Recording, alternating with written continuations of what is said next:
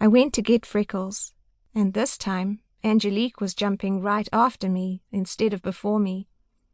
I watched Angelique and Masterpiece practice, and once again, Masterpiece looked like he was just cantering around the track.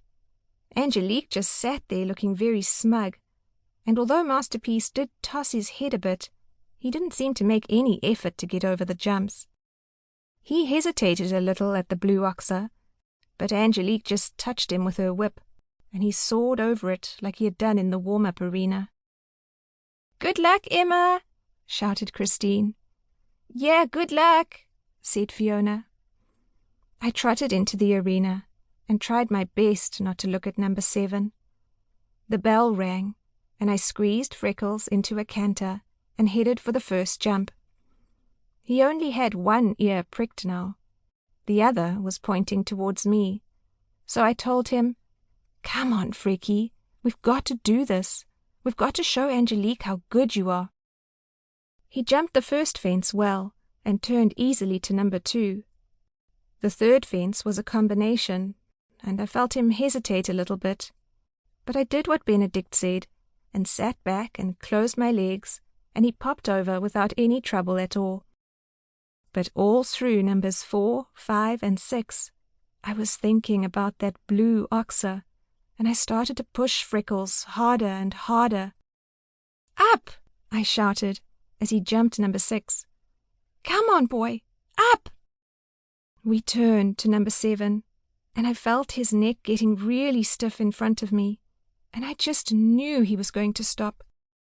"Go, Freckles, go!" I yelled. I didn't touch him with the whip, but as we got to the jump, I kicked, and Freckles flew into the air. I had never felt him jump so hard in my whole life. I clung on tightly and lost a stirrup, and when we hit the ground, I fell on his neck. But I was still on, and we only had 3 jumps left. So I sat up and said, good boy, let's go."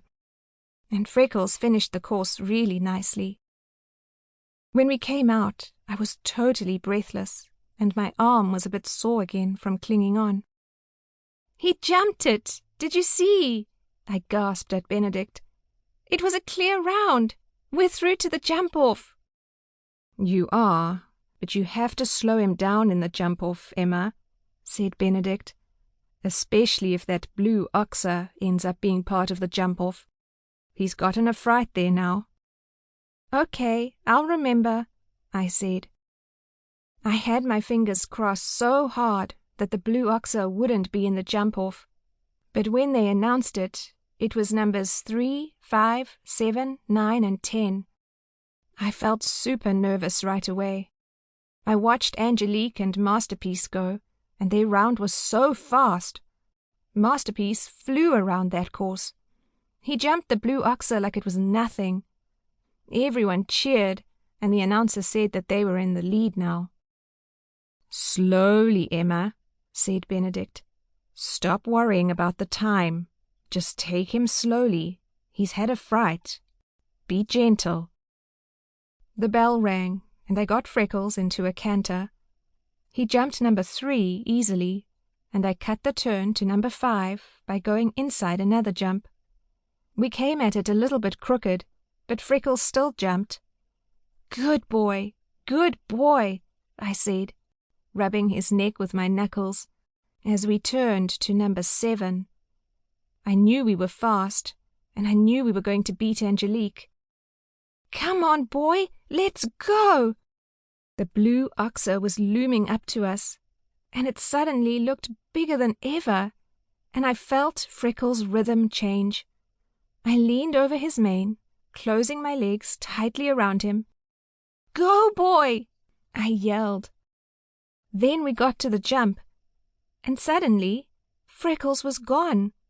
I heard him snort, and then he was just gone out from under me. For a horrible moment, I was hanging in the air, and then I was falling, and there was nothing I could do about it.